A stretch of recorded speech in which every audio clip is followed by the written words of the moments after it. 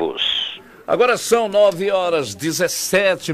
Você já foi informado aí de que hoje a gente tem convidado aqui o político do PDT, Ciro Gomes. É o nosso convidado. Ele foi o terceiro colocado no último pleito presidencial. É convidado desta segunda-feira aqui no Tribuna Primeira Edição. Já chegou. E perguntas para ele podem ser enviados por escrito para facilitar a vida da nossa Daniela de Lavô, pelo 981543814. Ciro Gomes, bom dia. Bom dia, Renato. Um abraço a você. E sei que abraçando você, estou abraçando assim praticamente a toda a nossa comunidade cearense. Opa! A partir de Fortaleza, graças ao seu prestígio, e ao seu sucesso e ao respeito que você ganhou também. Muito obrigado. Eu já vou perguntando a você, o governo do Bolsonaro está completando 2 meses, perto de completar 2 meses. Qual é o balanço que você vem fazendo a partir de até ministro já foi fritado por ele, já saíram ministros? Que avaliação você faz do governo federal? Eu considero assustador. Eu não sou nenhum inocente, né? Eu conheço o Bolsonaro, fui colega dele, deputado federal, participei com ele dessa campanha, fui candidato a presidente enfim, acompanhei tudo que aconteceu, conheço a vida dele.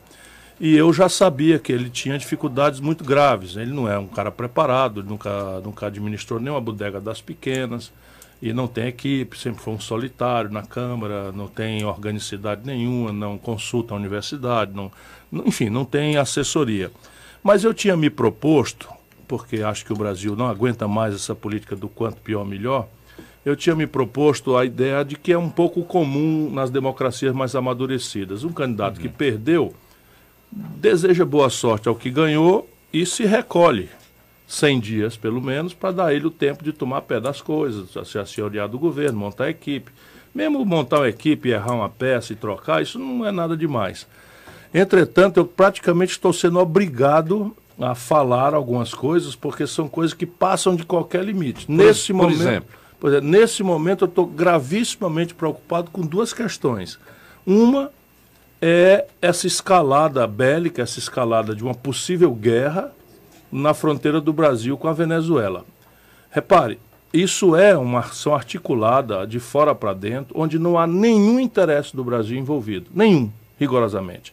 Para quem conhece a vida, os americanos estão pinçando a Venezuela por 2 frentes. A Colômbia, ao mesmo tempo que o Brasil. Sendo que, como essa coisa, os serviços de inteligência já vinham levantando, o regime Maduro, que está muito decadente, não dá mais para defender, é um regime realmente... O regime Maduro, pelo menos os mais radicais, também querem essa guerra. Porque nada melhor para um governo que está decadente, se acabando, se desmilinguindo, do que inventar um inimigo de fora... que é natural que todo mundo aqui dentro se organize contra o invasor. Foi assim na ditadura argentina. A Argentina fez com as Malvinas, isso é muito comum, não é? Então, repare, nesse momento, você tem essa frente no Brasil e o pretexto que os norte-americanos inventaram de uma ajuda humanitária chega a ser ridículo.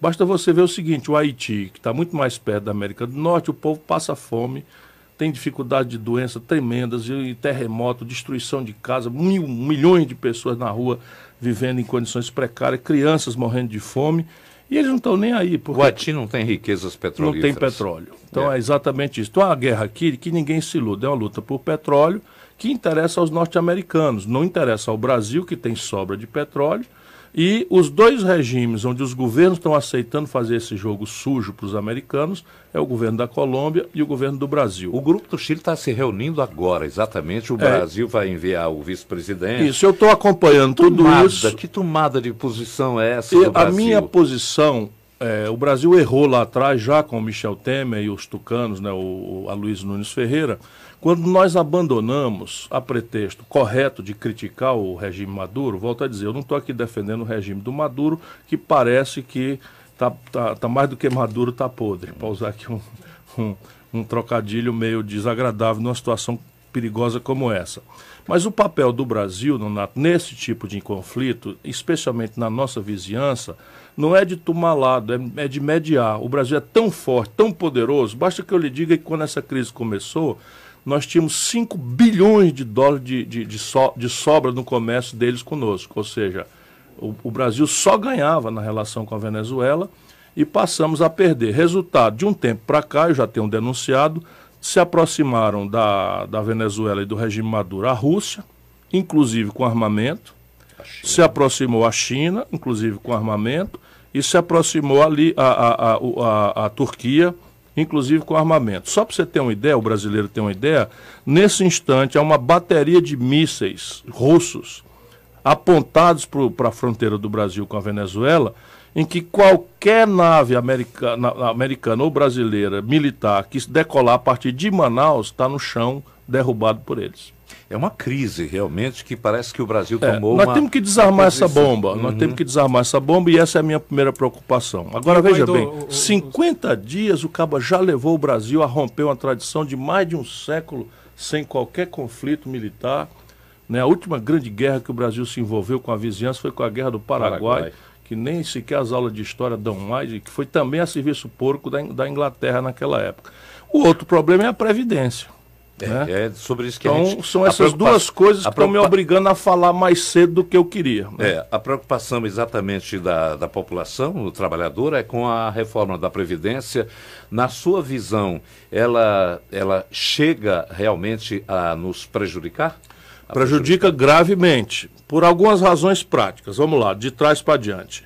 O benefício de prestação continuada que um senhor ou uma senhora, idosos, doentes, desempregados, incapazes de trabalhar, hoje equivale ao salário mínimo. Não é grandes coisas, mas R$ 998.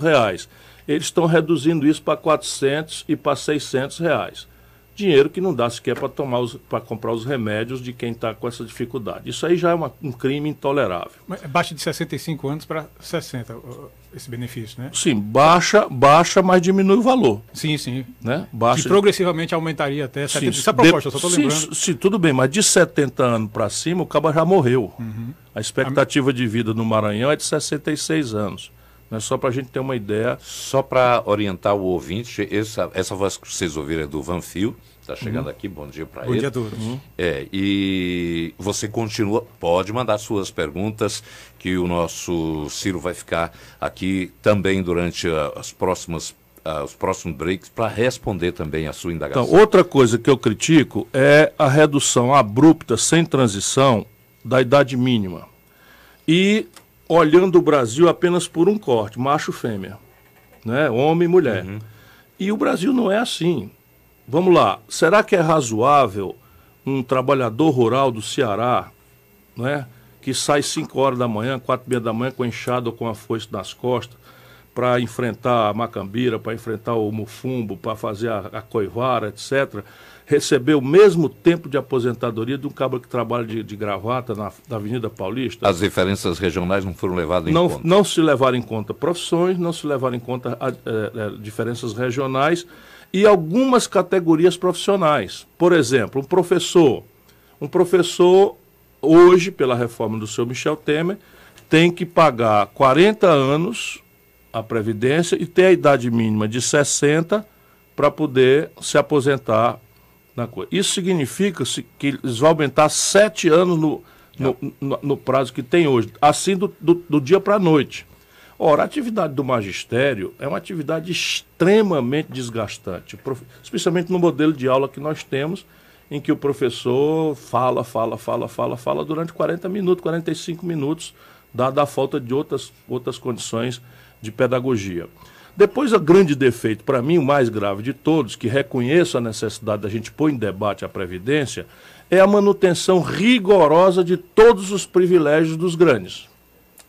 Tirante político, que já tinham feito a reforma, o povão acha que político se aposenta com 8 anos, não sei o que e tal, e eu falo com uma certa moral, porque eu tinha direito à pensão de ex-deputado, pensão de ex-prefeito, pensão de ex-governador aos 36 anos. Nunca aceitei receber nenhuma dessas, porque considero uma vergonha, uma imoralidade, mas isso pelo menos hoje me dá moral aos meus 61 anos de idade para mostrar esses privilégios. Então vamos lá. Mas esses privilégios existem, né? Hoje alguns já foram revogados. Por exemplo, não existe mais esse negócio de político se aposentar com 8 anos. A internet está cheia disso. Hoje não existe mais isso, né? As carteiras de previdência já fizeram e tal, mas também não estão no teto da Previdência. Essa reforma agora pretende que no futuro, e com uma transição meio lenta, os políticos também venham para o teto da Previdência, que é R$ 5.800. Mas vamos lá, os militares. Os militares, tirante as polícias, estou falando dos militares, Exército, Marinha e Aeronáutica, eles são uma atividade peculiar. Está aí agora uma garotada na fronteira com a Venezuela. Se um provocador do serviço de inteligência americano soltar um traque lá e dizer que foi o venezuelano, lá se vai correr uma mão de bala, morre um garoto inocente. Portanto, é um trabalho diferente. Mas ainda que seja diferente, vamos lá. A Previdência Social dos militares arrecada 3 bilhões de reais por ano e gasta 47. Então tem 44 bilhões de reais de buraco. Esse aqui é o maior buraco da Previdência Social. Aí quando você vai olhar, 90% dos militares brasileiros se reformam com menos de 55 anos. Não é? O Brasil é talvez o único país do mundo, proporcionalmente, tem 500 generais na reserva. Então, ninguém mexeu nisso. Depois você pega o seguinte, o salário do aposentado da vida real, um radialista, um agricultor, um comerciante, um industriário, né? O salário do médio do INSS, R$ 1.240. O salário de quem se aposentou, que são poucos, né, com tempo de serviço, R$ 1.970, a média. O salário de um burocrata do Legislativo, meu irmão, R$ 28 mil. Servidor do Legislativo. Isso, do Legislativo. Incluindo os políticos. Né? E do Judiciário, lá se vai mais R$ 20 mil. Não mexeram nisso. E esses privilégios oneram a Previdência. Violenta e pesadamente, para além de dar mau exemplo. Como é que eu vou pedir para cortar a pensão ou o benefício de prestação continuada de um pobre, idoso, doente, de um salário mínimo para R$ 400, deixando sem mexer esses privilégios? O povo não entende isso e tem razão de não entender. Eu vou pedir a primeira pergunta do ouvinte, você faz e eu respondo na volta, Daniela.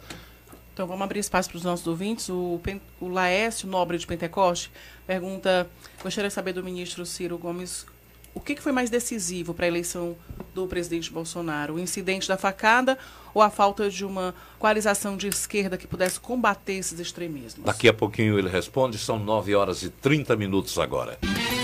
Tribuna Band News FM Fortaleza. Zé Resto Bar, almoço executivo com entrada, corte, acompanhamento e café a partir de R$ 29,00. Zé Resto Bar, República da Armênia 1311. Um grande emprego. Parabéns, você foi contratada. Um excelente salário. Você merece muito esse aumento. Uma carreira de sucesso. A promoção só podia ser sua. Sonhar não custa nada e realizar o sonho custa muito pouco. Vestibular Fatene 2019.1. Mais de 15 cursos com bolsas de 60%. Faça já sua inscrição ou ingresse com sua nota no Enem. Fatene 3299-2829. A Jangada Ford está completando 1 ano ao seu lado. E para comemorarmos juntos, separamos algumas vantagens para você. Aqui você compra o carro dos seus sonhos com preço de nota fiscal de fábrica. E para fechar o mês com chave de ouro, Ranger Limited com IPVA total grátis. Aniversário é assim, vantagens o mês inteiro para você sair de Ford zero. Vamos juntos, Jangada Ford, Avenida Barão de Studart, 1540. No trânsito, a vida vem primeiro. Band News FM. Em 20 minutos, tudo pode mudar. São 9h32. Você está ouvindo a Tribuna Band News, está vendo a gente também aqui pelo Facebook e YouTube. Nós estamos com as emissoras também do interior integradas. Você pode mandar perguntas aí do Cariri, Crateús, Iguatu, Limoeiro, Quixeramobim, Sobral também pode participar. Estamos em rede. E Minha tem uma terra. pergunta. A terra. Deixou aí uma pergunta no ar. Um ouvinte lá do interior. De Pentecoste, o Laércio Nobre. Gostaria de saber se o que foi mais decisivo para a eleição de Bolsonaro, o incidente da facada ou a falta de uma coalização da esquerda que pudesse combater esses extremismos. Foi a falta de uma coesão do campo da centro-esquerda, a principal razão, Que e ainda a facada introduziu...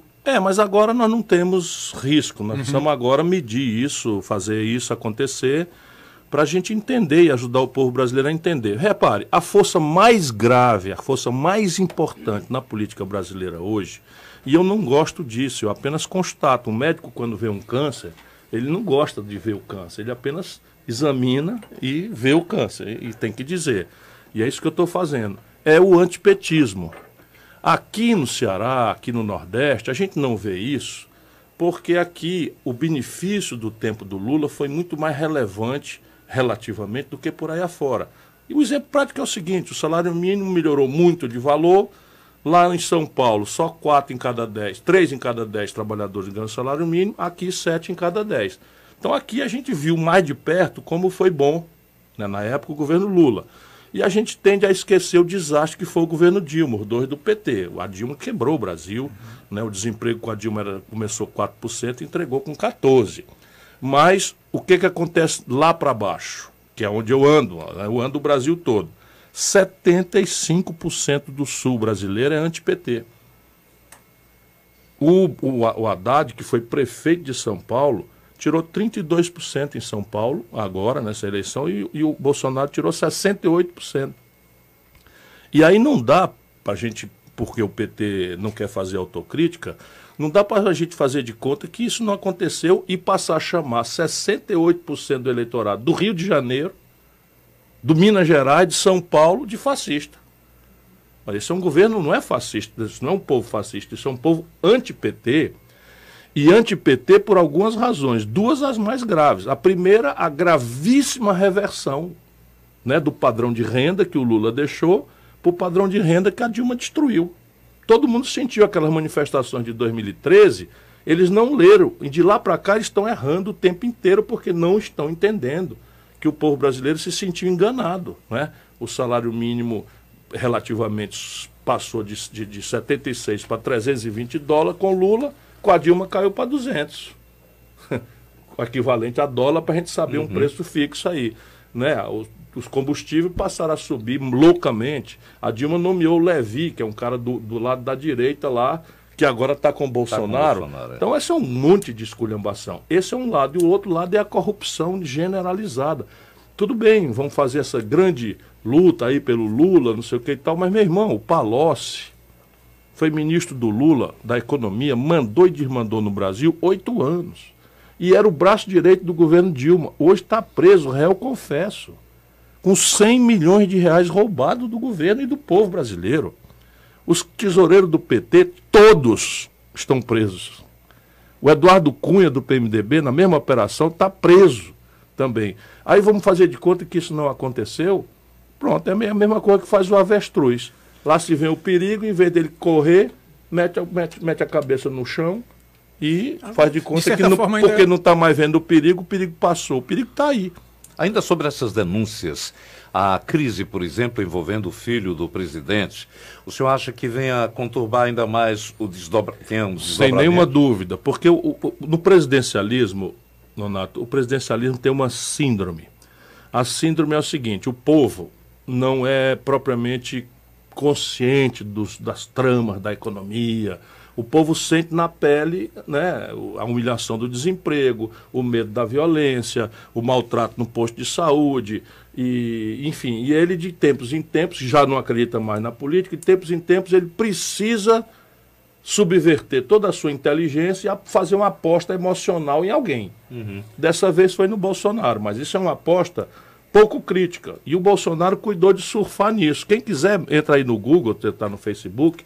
Quando acabar, agora não, vamos conversar aqui. Né? Vocês entram aí e vê o Bolsonaro dizendo 50 vezes durante esta campanha que botar a idade mínima para homens de 65 anos é um crime. É verdade. É um crime. Ele não diz outras palavras, não. Ele fala é crime, é uma irresponsabilidade, é um crime. Ou seja, o cara se elegeu mentindo. Resultado, chega lá, bota a bunda na cadeira, com licença aqui da má expressão, desemprego, 14 milhões de pessoas. Nome no SPC, 63 milhões de pessoas. Violência, 63.800 homicídios nos últimos 12 meses. Um bocado aqui em Fortaleza. Mulheres, oficialmente, 40 mil vítimas. Estupros. Todo mundo especialista diz que isso é muito mais porque as mulheres têm medo, vergonha de se notificar, porque são maltratadas nas delegacias e tal. Isso aqui que é o problema do nosso povo. Aí o caba fica lá, confusão com a Venezuela, confusão com não sei o quê, confusão com o Bebiano. 50 dias, cara. 50 dias. Aí vai lá, pega o filho que está enrolado até o gogó. Porque essas coisas, a política, a gente sabe, quando a gente está na política, a gente não pode ser uma pessoa melindrosa, como qualquer pessoa normal pode ser. Na política, você entra, você já está sob suspeita. Para o nosso povo, todo político é ladrão, até prova em contrário. Funciona o inverso, né? O cidadão normal, ele é honesto até que você prove o contrário. O político, de tanto mau exemplo, na cabeça sábia do nosso povo, embora tenha muita injustiça, todo político é ladrão, mentiroso, promete tudo quando está precisando de voto, vai-se embora, não sei o que e tal. Porém, ele separa, né? Um Tasso Gereissati, não, peraí, esse eu posso gostar, não posso gostar, mas de ladrão eu não posso chamar, porque é um homem honrado, está aí a vida inteira, nunca se ouviu falar nada de mal feito. Eu, graças a Deus, também passa aqui, passa acolá, bocão, fala muito, não sei o que e tal, agressivo, tudo bem, mas não tem esse negócio de pegar na minha mulher, quer dizer, não. O Bolsonaro está sob prova. Como é que a gente faz um político honesto? Por exemplo, lá em 1840, a Folha de São Paulo disse: Ciro Gomes vive acima das suas posses. Não me chamou de ladrão nem nada, mas botou ali uma suspeita. Na mesma noite, eu chamei meu contador, mandei ele levantar tudo que eu ganhei, né, durante 10 anos, tudo que eu gastei atualizado durante 10 anos, o que é que eu guardei e onde é que eu botei. Aí a Folha publicou e no dia seguinte disse: especialistas consultados pela Folha afirmam que o ex-ministro pode ter razão. Pronto, está guardado lá. O que é que esse Flávio Bolsonaro fez? Fugiu de declarar das convocações do coisa, tentou na justiça... Escondeu o Queiroz. Sumiram com o Queiroz, sumiram com as coisas, e ele está ligado também a esse negócio de coisa. Então não tem conversa. Nos 100 dias, eu, Ciro Gomes, já vou anunciar aqui, vou fazer uma representação oficial. Porque o seu Moro, que era a chibata moral da nação, é o homem que bota todo mundo na cadeia, é o homem que faz, que acontece, vaza a conversa da presidente da República, que nos Estados Unidos é crime, até dependendo do assunto, para pena de morte, ele agora está calado. Vou fazer uma representação sob pena de prevaricação, que eles vão ter que explicar de onde veio o dinheiro do seu Flávio Bolsonaro, vão explicar de onde foi que veio o cheque que o seu Queiroz passou para a primeira-dama, e o seu Bolsonaro disse que foi um empréstimo. Então eu quero saber que dia foi a TED, né, a transferência bancária, o que foi o DOC, ou que foi o cheque, ou que foi o dinheiro em espécie e de onde veio. Essa representação vai ser feita, hein? Vai ser feita nos 100 dias. Eu estou me aguentando aí. Pois aí fica os repórteres chamando a gente, que a gente faz. Não, só uma pergunta, Nonato, sobre a Previdência ainda, só puxando aqui de novo, já que... Esse é o grande assunto que está angustiando o nosso povo. 50 dias, já fez aí um retrato, né? Só que o que a gente percebe foi para a discussão no Congresso Nacional, deve ter alterações, e a gente percebe que parte da base governista não concorda com 100% do projeto entregue, e a oposição, naturalmente, também não concorda com outra parte. Dá para ver, no seu entendimento, um denominador comum que possa aprovar algo substancial? Eu vou lutar por isso. Eu vou lutar por isso. Há uns bilhão, né?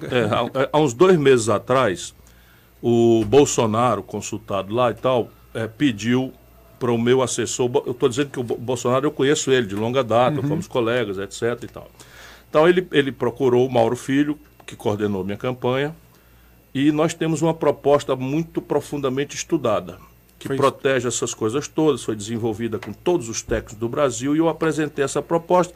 É um assunto muito difícil, ninguém prestou muita atenção e tal, mas o fato é que a nossa proposta tem uns números, tem uma transição, preserva os direitos adquiridos e tal, e resolve o problema. E o Mauro esteve aqui há 15 dias atrás, exatamente explicando. Recebido pelo ministro. Então, eles chamaram, o Mauro me perguntou, eu vou? Eu digo, vá, porque o que pega é catapora. Né? Nossas ideias pertencem ao Brasil e há um problema na Previdência. Vamos conversar sério aqui com o nosso ouvinte. Né?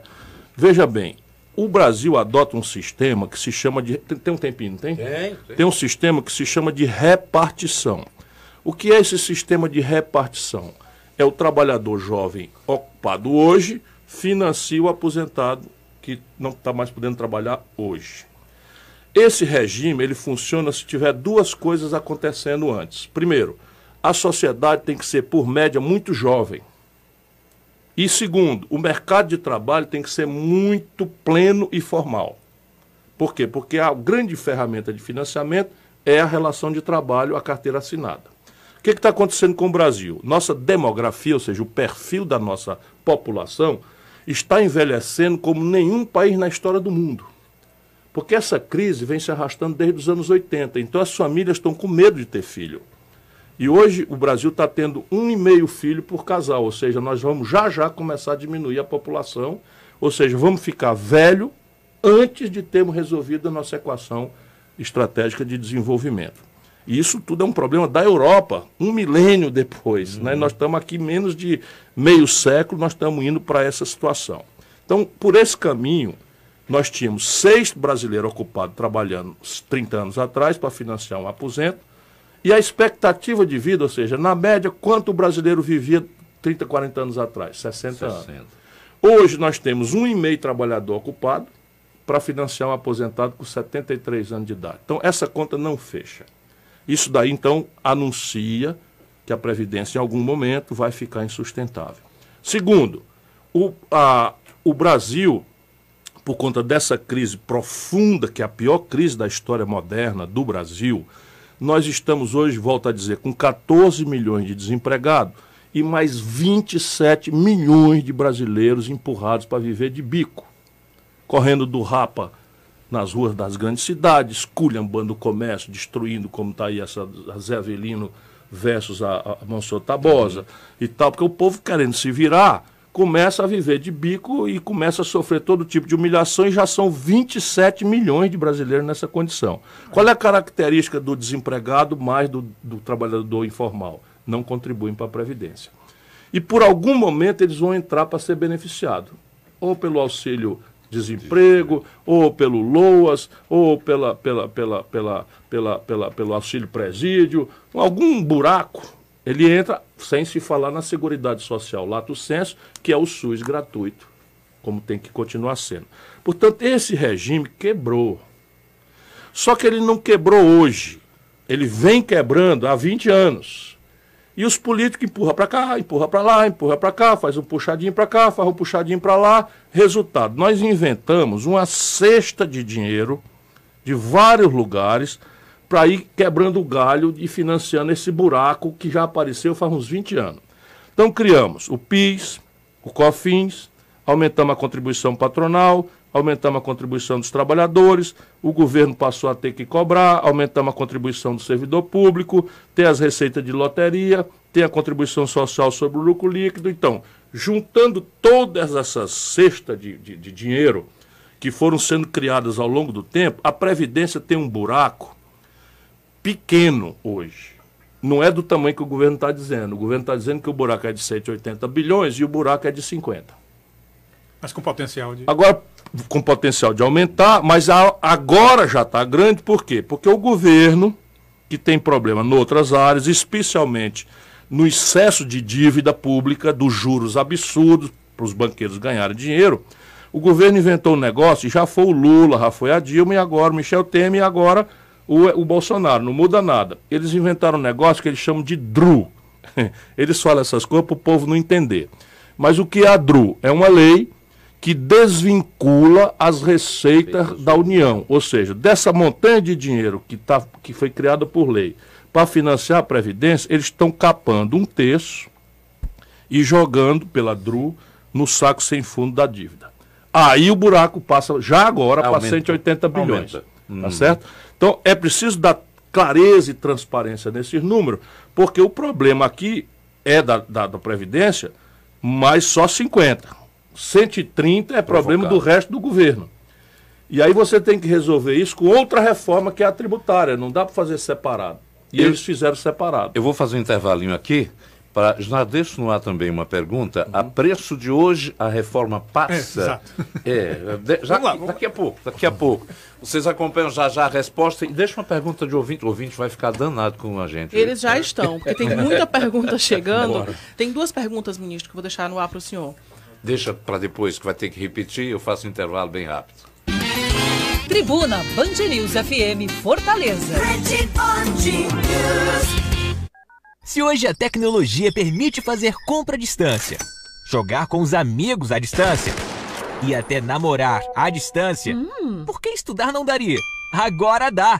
Educação à Distância Fatene, uma super novidade para você que deseja uma formação profissional de alto nível, mas não tem tempo para frequentar uma sala de aula. Saiba mais em fatene.edu.br e garanta seu futuro. Educação à Distância Fatene, da sala para o mundo, da Fatene para você. 3299-2829.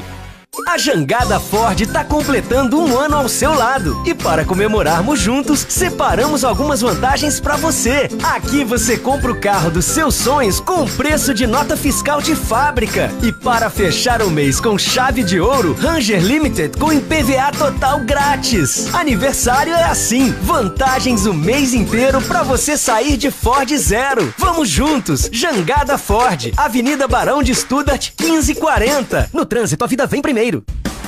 Chegou o aplicativo Bolão Copa do Nordeste. Tabelas, notícias dos times e espaço para você dar os seus palpites, com ranking de pontuação e muito mais. Baixe agora em seu smartphone, iOS ou Android e aproveite. Aplicativo Bolão Copa do Nordeste. Mostre que você é craque. Baixe agora. Copa do Nordeste, a Copa dos grandes clássicos. Band News FM. Em 20 minutos, tudo pode mudar. Nós já estamos de volta aqui com o Ciro Gomes para falar exatamente ainda sobre a Previdência Social, a reforma. Se a preço de hoje tem possibilidade de passar no Congresso, e tem pergunta do ouvinte ligado ao assunto também. Tem.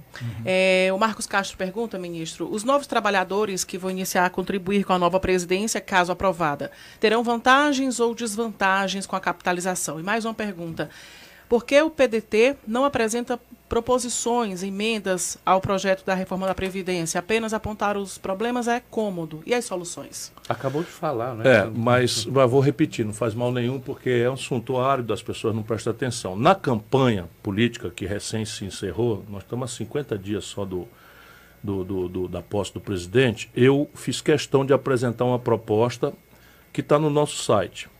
Não é? Então, e essa proposta já foi apresentada a pedido do governo Bolsonaro, já foi apresentada em Brasília ao Paulo Guedes, foi apresentada ao secretário Paulo Marinho, da Previdência Social, mas o Paulo Guedes é que supervisionou a conversa. Hein? Paulo Guedes é bom? Pessoalmente é uma boa pessoa, nós somos amigos há mais de 30 anos. Mas o Paulo Guedes é um cara ultraconservador, não conhece o Brasil e parou de ler, né, pelo menos a partir de 2000. Porque a crise de 2008 demonstrou a insustentabilidade desse modelo que ele está querendo implantar. São coisas práticas. Por exemplo, a dívida pública brasileira está em 5 trilhões e 400 bilhões de reais. E ele fala em privatizar tudo. Ao privatizar tudo, a gente adquiriria 500 bilhões de reais. E a proposta, eu estou interrompendo aqui. Sim, mas não faz mal que eu volto. Do ouvinte, claro. A proposta do PDT, foi aceita algum tópico dela? Não foi aceita, por isso, enfim, mas nós vamos continuar, porque eu acho, aí assim são as malícias de quem tem experiência. Eu acho que eles mandaram essa proposta selvagem desse jeito para ter uma margem para negociar, porque se eles mandam já num ponto mais equilibrado, a turma vai negociar mais para dentro, eu acho. Estão prometendo que essa coisa dos militares vai vir e tal, e nós vamos pressionar, e nós ganhamos um compromisso da direção da Câmara de que não vai haver pressa. Então, nós, no mínimo, temos até maio a palavra dada para apresentar emendas, corrigir, nós vamos fazer isso, etc, etc, etc. Negociar... Do jeito que está, Nonato, eu, com a minha experiência, afirmo a você, não passa. Negociar significa pressionar por privilégios individuais? Não, eu, por exemplo, estou dizendo a categoria haverá. Já está demonstrando isso. Haverá. Veja bem, tem uma pegadinha lá dentro, porque são 66 páginas. A negada diz assim, dê sua opinião sobre a Previdência, já assim, meia hora depois que eu me apresentou. Eu disse, meu irmão, peraí um pouquinho, deixa eu estudar. São 66 páginas, é um livrinho dos pequenos, mas é um livro. E está cheio de pegadinha. Por exemplo, tem uma pegadinha lá, essa é pura molecagem, que desconstitucionaliza, ou seja, tira da Constituição a idade máxima da judicatura dos juízes, traz para a lei complementar, o que significa dizer que ao invés de precisar de 308 votos, o governo vai precisar só de 250, né? Diminui 70, 60 votos aí, e pode com isso diminuir a idade dos juízes dos tribunais superiores de 75 para 70 anos. O que acontece? O Bolsonaro, com isso, bota para fora 6 ministros do Supremo Tribunal Federal e nomeia 6 ministros, que simplesmente é a maioria. Isso não tem nada a ver com Previdência, isso tem a ver com um golpe, uma pegadinha, para que o Bolsonaro avance e faça o controle do judiciário, que ele teme que atrapalhe a sua investida contra os direitos da população brasileira. Ministro, tem mais uma pergunta aqui de um ouvinte, perguntando se o senhor acha que a gente já vive o regime militar sem ser decretado por conta de vários números de militares no poder. Não. Nós temos hoje mais generais, oficiais generais, no Ministério, no primeiro escalão, do que tivemos com Geisel, com Médici e com Figueiredo. Mas nós estamos no regime civil. Não é? São os militares que aceitam a regra de entrar nas eleições, se filiar a partido, são cidadãos comuns, respeitáveis, iguais a quaisquer outros. Portanto, é um exagero de retórica afirmar que nós estamos num regime militar. Nós estamos num regime de leis ainda, nós estamos num regime de civis, não é? Porque o militar, quando bota o pijama, vira um civil, não é? E eles podem ser qualquer coisa. E aqui para nós, com todo o desmantelo, eu ainda estou dando graças a Deus, porque com esses filhos malucos, com esses ministros que vê Jesus, a falta de humildade é grande, vê Jesus numa goiabeira, né? Com outro que frauda mapa para fazer ganho para a mineradora.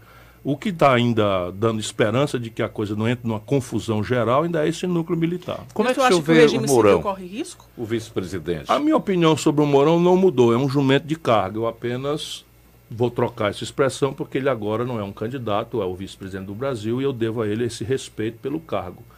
Mas ele é tão pouco respeitável, sob o ponto de vista dos meus padrões, que ele está flagrante e precocemente escalando o golpe contra o Bolsonaro.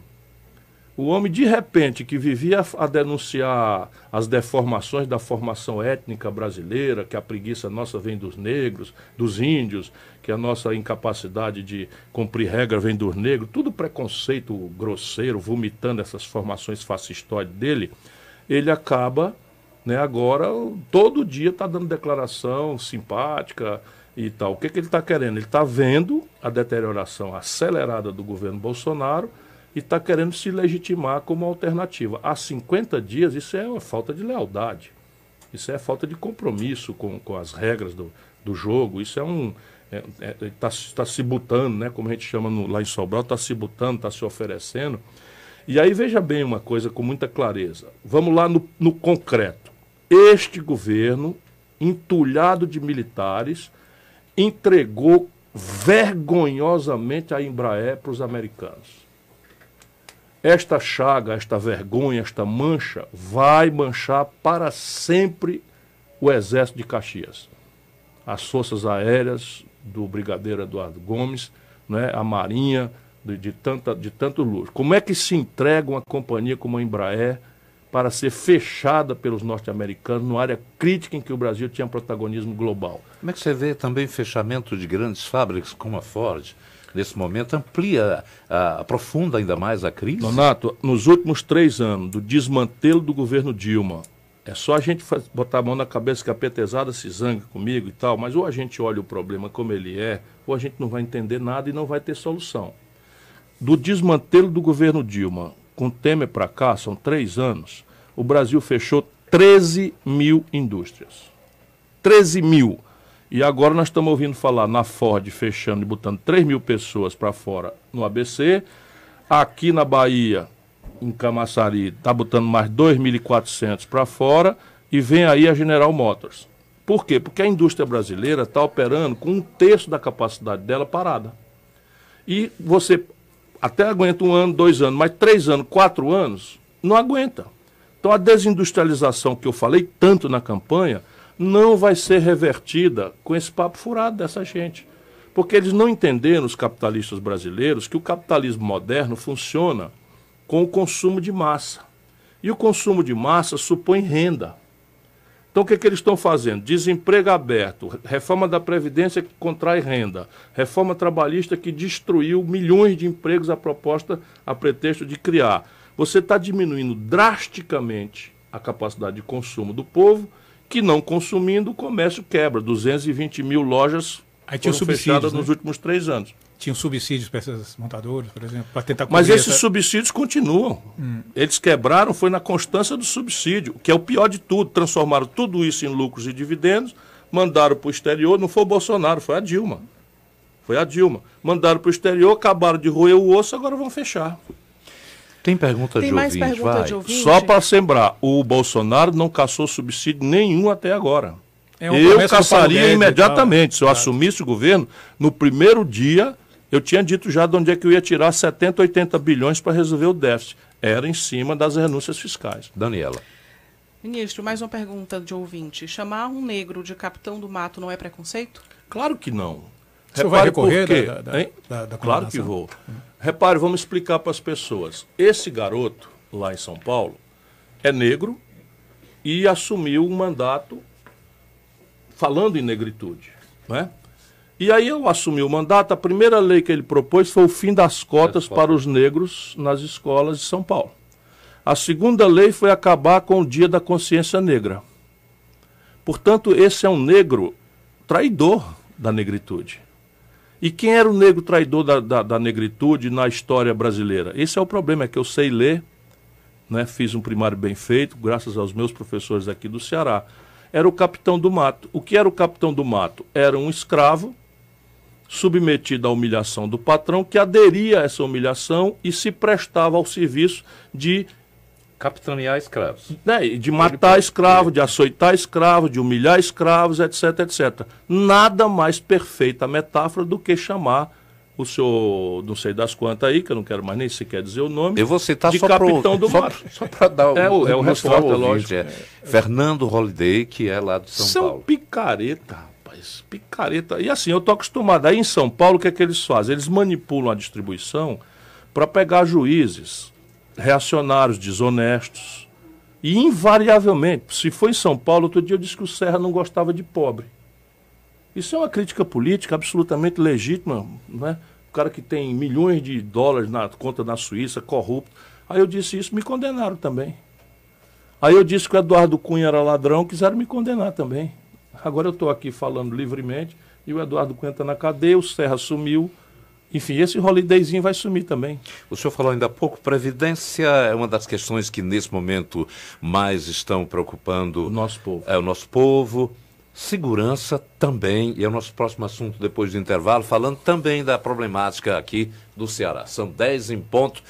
Vou encerrar as emissoras do interior, porque elas têm compromisso, mas pode deixar uma mensagem aí para o interior, aproveite. Forte abraço, que graças a Deus está o inverno tomando chegada. Melhor para o Ceará do que um bom governo é um bom inverno. E eu peço a Deus que abençoe nosso Ceará, porque com chuva a gente vai se virar. E acreditem, nosso Ceará hoje é um estado respeitado no Brasil inteiro, graças à nossa unidade, à nossa coesão política, à força com que nós estamos enfrentando esses desafios todos. Forte abraço, irmão, é sempre uma saudade grande e é sempre uma oportunidade grande de eu manifestar de novo a minha gratidão a todos e a cada uma e a cada um dos cearenses. Obrigado a vocês do Cariri, de Crateús, Iguatu, Limoeiro, Xeramubim, Sobral, de todas as cidades que nos acompanham até aqui, mas podem também continuar no próximo bloco a entrevista aqui com o Ciro, através do Facebook. Você ouve Tribuna Band News FM. Rede Band News 101,7 Fortaleza. Tribuna Band News FM Fortaleza. Rede Band News. Zé Restou Bar. Almoço executivo com entrada, corte, acompanhamento e café a partir de R$ 29,00. Zé Restou Bar, República da Armênia 1311. Um grande emprego. Parabéns, você foi contratada. Um excelente salário. Você merece muito esse aumento. Uma carreira de sucesso. A promoção só podia ser sua. Sonhar não custa nada e realizar o sonho custa muito pouco. Vestibular Fatene 2019.1. Mais de 15 cursos com bolsas de 60%. Faça já sua inscrição ou ingresse com sua nota no Enem. Fatene 3299-2829. Acontece na FIEC. Estão abertas até o dia 28 de fevereiro as inscrições para o edital FINEP Startup, segunda rodada. Programa de investimentos em startups inovadoras. O programa objetiva apoiar a inovação em empresas nascentes e intensivas em conhecimentos através do aporte de recursos financeiros. Os interessados podem contar com a ajuda do Instituto Senai de Tecnologia em Eletrometal Mecânica na elaboração do projeto. Fale conosco pelo telefone 85-3293-5055. Acontece na FIEC. Milhões de brasileiros conectados, ligados na rede de notícias mais ágil e completa. Band News FM. Em 20 minutos, tudo pode mudar. 10 horas, 2 minutos em Fortaleza. Vou pegar um bloquinho de perguntas aqui relacionado dos ouvintes para que a gente possa realmente dar conta. Vamos lá. Vamos lá. Tem pergunta de ouvinte aqui, deixa eu procurar, porque são muitas perguntas, então deixa eu subir aqui. Então, enquanto isso, faça a sua. Segurança, né? Que deixou a deixa da segurança. Da segurança. O Moro foi bacana, hein? O Moro foi bacana. O Moro foi bacana com o Ceará dessa vez. E assim, eu procuro ser honesto e eu fico feliz porque é a única saída. Porque eu dizia o tempo todo, já para o Cid e para o governador Camilo, olha, a política está errada. Não é? A gente não precisa ficar achando que está tudo certo e tal, e nosso papel é sentir as coisas e tal. E hoje a política está errada. Mas não está errada porque tem um manual de fazer certo, e o cabo vai lá e faz tudo errado. Não. O que aconteceu com o Cid? Aumentaram muito as prisões, com Ronda do Quarteirão, essas coisas todas. E aumentou muito a economia do Ceará. Resultado, nós viramos um destino dessas facções criminosas de São Paulo e do Rio de Janeiro. Por conta de narcotráfico, por conta de lavagem de dinheiro, turismo, essas coisas todas e tal. O resultado é que eles toda semana morriam 2, 3 dentro dos presídios, as facções se matando. E aquilo pegava mal, Donato Albuquerque. Mais uma vez, dentro do presídio, uma carnificina, 4 pessoas corretamente. Né? E o que eles resolveram fazer? Vou contar agora. Né? Resolveram apartar as facções dentro dos presídios. Aí levar a facção dos abestados para um canto, a facção dos canalhas para o outro, a facção dos imbecis para o outro, a facção dos viadinhos para o outro e tal. Né? Levaram tudinho separado. Resultado, cada presídio no Ceará foi transformado num castelo da facção, que dá de dentro, mandava e desmandava, mata aqui, mata acolá, aquele território acolá, o presidente Vargas agora não sei o quê, papapá, e o PC, o Planalto PC e tal. E eu, desde quando eu vi isso acontecer, tem que partir para cima, tem que partir para cima, tem que partir para cima. Não é que eu seja melhor do que ninguém, não. É porque eu estudo as experiências internacionais e tal. Foi assim que os americanos fizeram com as facções que eles tiveram lá também. E o Camilo resolveu bancar. E corremos o risco, nosso povo pagou aí um momento de coisa, mas nenhum civil foi ferido, nenhum policial morreu. 61 chefes do narcotráfico dessas facções foram transferidos daqui. 377 foram presos, estão respondendo, o judiciário foi severo, o Ministério Público foi severo, o Ceará mostrou força, coesão, a oposição está de parabéns, porque percebeu, né, o momento grave de ruptura que nós estamos passando, todo mundo ajudou, e o fato é que o limão virou uma limonada. Né? Nós chegamos a comemorar, se eu posso dizer assim, pela primeira vez um dia, já voltou, né, naturalmente, mas um dia, 10 anos depois, sem homicídio. Porque na esteira de limpar essa área, a polícia bateu um bolão. Quando a Polícia Civil desmantelou por investigação, por inteligência, aquele depósito de dinamite, aquilo ali tinha a força de botar Fortaleza pelos ares.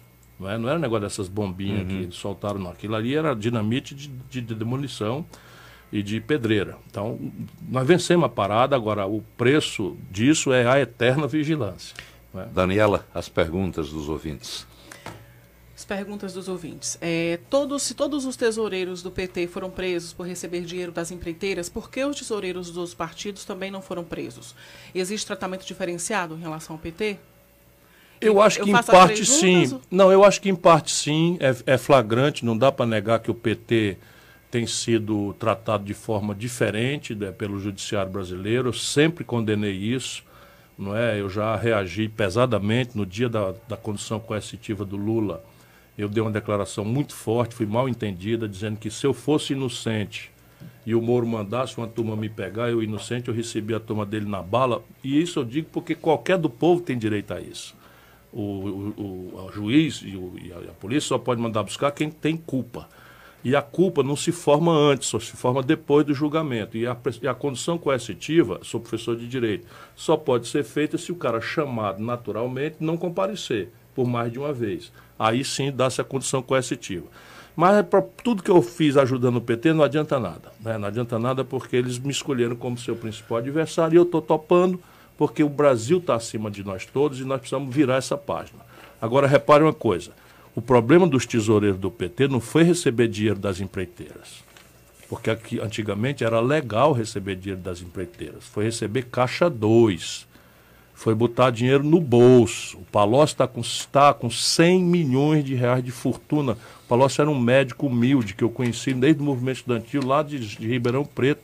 100 milhões de reais. Né? Como do PSDB, esse Paulo Preto é 100 milhões, 123 milhões de reais na Suíça. Está preso agora de novo. Pode até fazer uma delação. Né? E a roubalheira aí é generalizada e a gente não pode ter bandido de estimação. Se for do PT, se for do PSDB, se for do PDT, tem que pagar. Se não, por que o cidadão comum vai respeitar a lei? Só para a gente concluir o nosso bloco de ouvintes, Donato, são as duas que estão faltando. Como é que o senhor vê o apoio do PT ao governo de Maduro? E para quem pretende participar diretamente de política, como escolher um partido, uma vez que quase todos os partidos têm envolvimento com corrupção? Quase todos é uma boa resposta. Procure aquele quase, né, a parte que não está, se o seu filtro for esse. Agora, meu irmão, deixa eu lhe explicar uma coisa.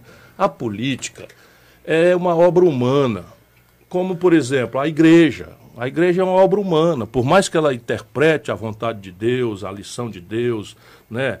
Quantos escândalos você encontra de padre pedófilo, de pastor que malversa dinheiro, etc, etc. Como é que a gente faz? Abandona a igreja? Nega a igreja? Nega a palavra de Deus? Não. Entra lá, ajuda. Não é? Por exemplo, o PDT, o meu partido, não tem nenhum envolvido em nenhum escândalo. O PSOL não tem nenhum escândalo, ninguém é um partido jovem, novo, não tem nenhum escândalo, não está envolvido em nenhum escândalo.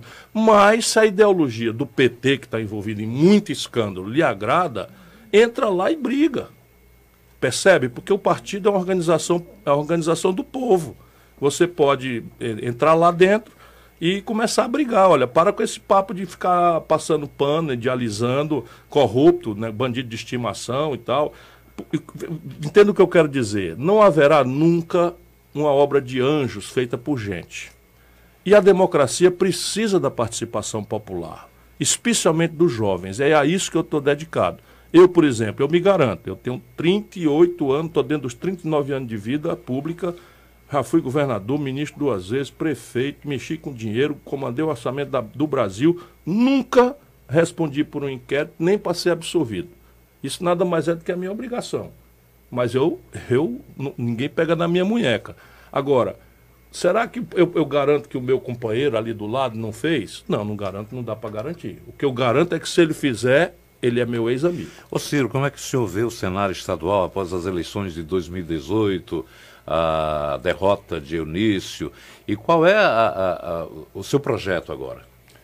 Bom, eu estou dedicado a ajudar o jovem brasileiro a conhecer o Brasil, a entender o Brasil e achar os caminhos para consertar o Brasil. Isso quer dizer que candidatura, para mim, agora só num caso absolutamente excepcional. Fica valendo aquela entrevista que o senhor deu para a Folha de que abandonaria a política caso... Não, eu já me disse porque assim que eu disse isso, veio uma onda pela internet e uma onda assim meio que me chamando de covarde, como se eu estivesse largando a luta e tal. E não é definitivamente o caso. Portanto, eu, se for necessário, serei candidato. Não pretendo mais, não é meu plano. Mas vamos lá, na prática, preparei um livro, que é um livro que mostra o que é acontecendo com o Brasil e faz uma proposta concreta, bota os números, digo como é que faz as políticas, etc. Não é porque eu sou sábio, não, é porque eu tenho muita experiência, eu já governei, já fiquei na oposição, eu sei onde as andorinhas dormem, já fui colega desse povo todo, Paulo Guedes, por exemplo, é meu amigo, o Bolsonaro eu conheci muito, lá nos colegas lá, eu virei o presidente da associação dos candidatos, porque fui colega do Meirelles, fui colega da Marina, fui amigo do Alckmin, e a gente pode ser diferente e não brigar, estabelecer uma relação que permita o diálogo resolver o problema. Então o livro vai ser o primeiro movimento. Já tem o título? Tem um título provisório, eu vou dizer aqui, mas não vai ser ele, é Brasil Última Chamada. Porque eu acho mesmo que o Brasil está aí na iminência de perder a condição de soberanamente decidir seu destino se a gente continuar nesse rumo. De ser reprovado, no caso. E não ser mais uma nação autônoma, porque hoje em dia a soberania de um país não é dada mais por uma declaração política. Então Dom Pedro saca a espada na beira do Ipiranga, dia 7 de setembro, e independência ou morte, e até hoje nós comemoramos e tal. Hoje em dia, se você não tem uma defesa capaz de manter sua voz, internacionalmente, e o Brasil não tem. Hoje em dia, se você não tem uma inteligência tecnológica capaz de suprir suas necessidades críticas, por exemplo, sua química fina dos remédios, seus computadores, suas máquinas de fazer as coisas, e o Brasil também não tem. Então, gradualmente está se destruindo a possibilidade do Brasil tomar decisões por si mesmo.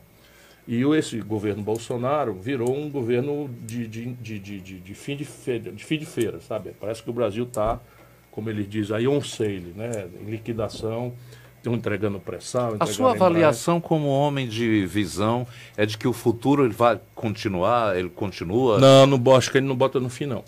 Acho que ele não bota no fim, não. Mas acho que o caso... aprovando não acho que ele bota no fim, não. Porque, repare, ele não tem psicologia para aquilo, ele não tem treinamento para aquilo, ele não tem preparo para aquilo. Quando a coisa apertar mesmo, porque a popularidade cai. Quando a popularidade cai, aí as unhas todas que estavam humilhadas e tal, vêm para cima, aí vão investigar esse Flávio Bolsonaro, vão partir para caçar, é filho. E ele, quando ele sentiu o fogão rindo no rabo, a tendência dele é renunciar, que nem o Jânio Quadros. O que assumiria seria conveniente também para o Brasil que o senhor imagina? Não, mas é um governo, volto a dizer, civil. Ainda que seja um egresso, um militar, mas é um governo civil, eleito dentro das regras, que é o que nós precisamos vigiar. Né? Vigiar é que as regras sejam cumpridas. Por quê? Porque 2022 está bem aí. Essa é a vantagem da democracia. A gente acerta e erra. Eu, com todo respeito aos 57 milhões de eleitores do Bolsonaro, acho que foi uma histeria coletiva. Acho que o antipetismo foi tão violento que as pessoas fecharam os olhos. E aqui para nós, tirando, vamos dizer, as caricaturas que a gente tem, né? O meu querido amigo Daciolo, o outro lá, a maioria do povo brasileiro escolheu o pior candidato. O pior. E o pior aqui não é porque eu não gosto dele, que eu já mostrei aqui que tem um afeto. O pior é o seguinte, é o menos preparado, o menos treinado, o mais analfabeto, o mais grosseiro, o mais reacionário. Esses filhos dele são um problema. Se não me falha a memória histórica, Ciro da Pérsia era profeta também. O Ciro daqui...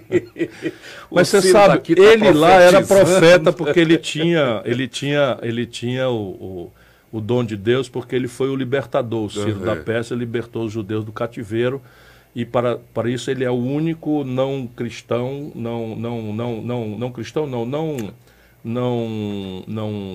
integrante do tronco do Abraão, das três grandes religiões, que é homenageado na Bíblia. E por isso é o meu nome. Mas a sua bola de cristal... A minha é porque eu tenho muita experiência.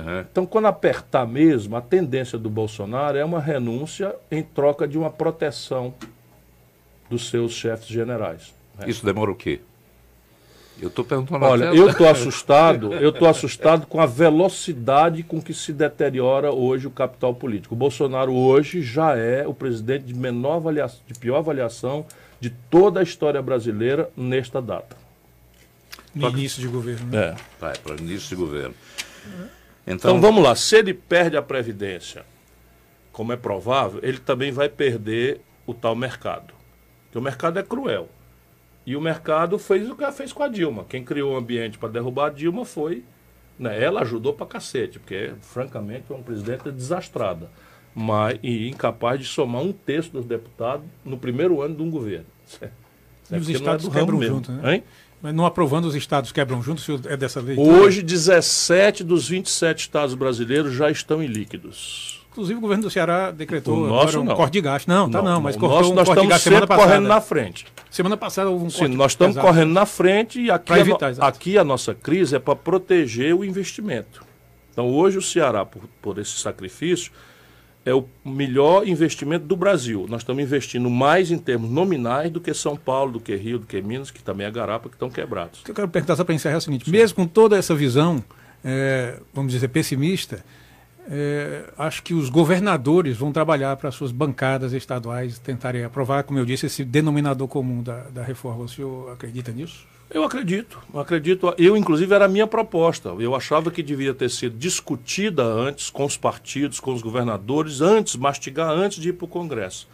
Eles optaram por fazer uma coisa quase secreta, mandar o pacote numa tática que eu acredito é o seguinte, bota o bode na sala e deixa os caras virem corrigindo aí as coisas para a gente conservar aqui o coração do negócio. E é um acerto em relação ao Temer, botar os estados e municípios juntos. Os municípios hoje são superavitários. Os municípios são superavitários na Previdência porque são novos, né? A maioria novos municípios e tal. Novos em relação aos tempos previdenciários, que são três décadas e tal. Os estados têm um buraco já de algo ao redor de 90 bilhões de reais. Minas está quebrado por causa de Previdência, Rio Grande do Sul quebrado por causa de Previdência, Rio de Janeiro quebrado por causa de Previdência, Rio Grande do Norte aqui vizinho quebrado por causa de Previdência, Goiás quebrado, Mato Grosso quebrado, são 17 estados. Ciro, a gente está agradecendo a sua vinda aqui e parece que a figura que você colocou, bote o bode é mal cheiroso. O bode é mal cheiroso. Eu agradeço, viu, quero comemorar a minha vinda aqui, eu tive essa semana, 2 semanas atrás, uma alegria que me comoveu muito, eu quero partilhar com os cearenses todos. Depois de um bom tempo, nunca brigamos, mas depois de um bom tempo sem conversarmos por desavença política, sem brigar, eu recebi um honrosíssimo e muito querido e fraterno convite para tomar um café com Tasso Gereissati. Já me emocionei a partir da hora do convite, cheguei lá, encontrei um velho amigo, tivemos uma boa conversa de avós, mostramos as fotografias dos netos uns para os outros. E eu fiquei muito feliz, muito feliz mesmo, e quero mandar daqui um forte abraço para ele, a minha homenagem, a alegria de podermos voltar a celebrar nossa amizade. Nós agradecemos a sua vinda aqui. Muito obrigado, Ciro. Obrigado a você.